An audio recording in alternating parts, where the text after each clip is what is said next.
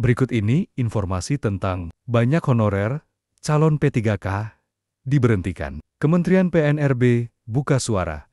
Silakan simak video ini sampai selesai. Kementerian Pendayagunaan Aparatur Negara dan Reformasi Birokrasi PAN-RB buka suara ihwal adanya temuan banyak tenaga honorer yang diberhentikan dari sejumlah instansi. Padahal telah ada imbauan dari pemerintah pusat supaya anggaran untuk para tenaga honorer atau non-ASN yang terdata di dalam pangkalan data Badan Kepegawaian Negara (BKN) mendapatkan alokasi anggaran untuk pengangkatan menjadi pegawai pemerintah dengan perjanjian kerja P3K. Deputi Bidang Swenber, Daya Manusia, Aparatur Kementerian Pendayagunaan, Aparatur Negara, dan Reformasi Birokrasi PAN-RB, Aba Subagja, mengatakan, persoalan itu sebetulnya juga telah menjadi sorotan utama Menteri PAN-RB, Rini Widiantini. Karena perhatian Bu Menteri PAN-RB itu cukup besar ya terhadap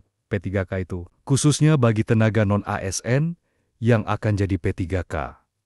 Karena kenapa? Beliau itu melaksanakan mandat undang-undang, ucap Aba melalui akun YouTube Kementerian PAN-RB. Dikutip Jumat 7 Maret tahun 2025. Namun, juga tadi, mungkin kan di samping itu juga kita harus melakukan penataan.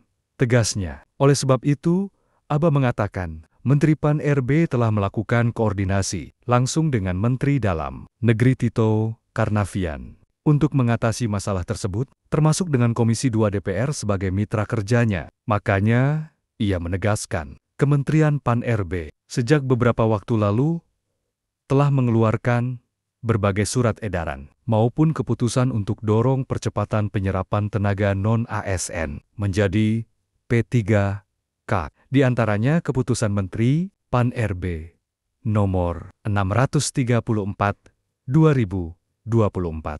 Keputusan Menteri PAN-RB nomor 16/2025 hingga Surat Menteri PAN-RB nomor B5093M.SM.01.00/2024 tentang penganggaran gaji bagi pegawai honorer atau non-ASN tahun ke-2025. Termasuk sudah dirinci itu posnya ya di Mendagri itu. Nah, itu adalah wujud komitmen kita, ya, dalam rangka menjaga kesinambungan bahwa mereka itu harusnya bisa tetap bekerja, walaupun kewenangan itu sepenuhnya nanti ada di PPK masing-masing. Apakah di gubernur, di bupati, wali kota, termasuk pimpinan kementerian dan lembaga, ujar Aba.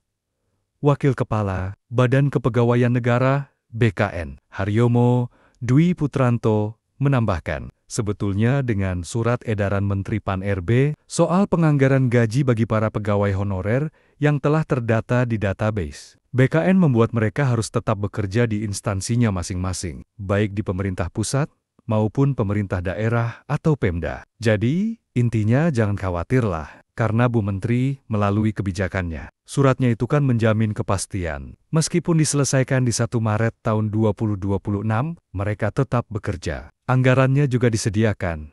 Tutur Haryomo. Saran saya, fokus saja tetap bekerja. Jadi nggak usah berpikir macam-macam. Insya Allah akan tetap diangkat bagi memenuhi syarat. Itu yang penting. Tegasnya. Itulah informasinya. Semoga bermanfaat dan terima kasih.